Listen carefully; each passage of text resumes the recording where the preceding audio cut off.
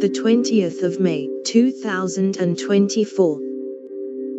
What Iranian president's helicopter crash means for the Middle East.